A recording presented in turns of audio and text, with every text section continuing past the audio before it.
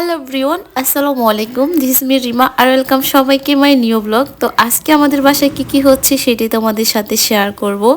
এখানে হচ্ছে 2 পাতিল দুধ, আর এই দুধ নিয়ে এসেছিল আমার আন্টি গ্রাম থেকে, প্রায় 8 কেজি নিয়ে আসছিল।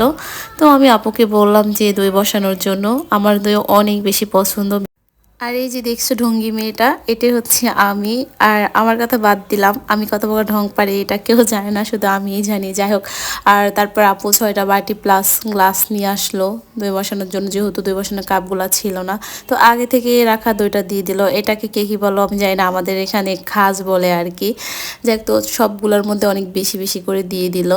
আর এই তো দইটাকে আমি আরও একটু বললাম নাড়াচাড়া করার জন্য। আপু কিন্তু অনেকবার এটা নাড়াচাড়া করছিল, এরকম করলে নাকি দইটা অনেক সুন্দর করে বসে। তারপর সুন্দর মতো সবগুলা বাটিতে দিয়ে দিল।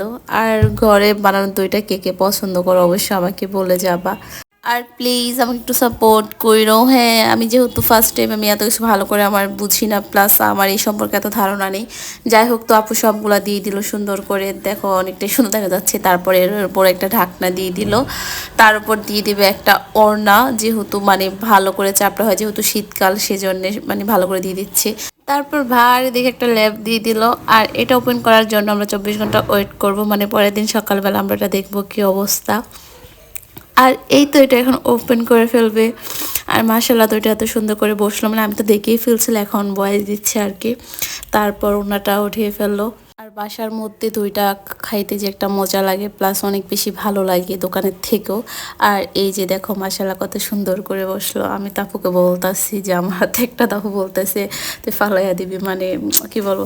যাক, তো সবাই ভালো থাকবে। আল্লাহ হাফেজ অ্যান্ড টাটা।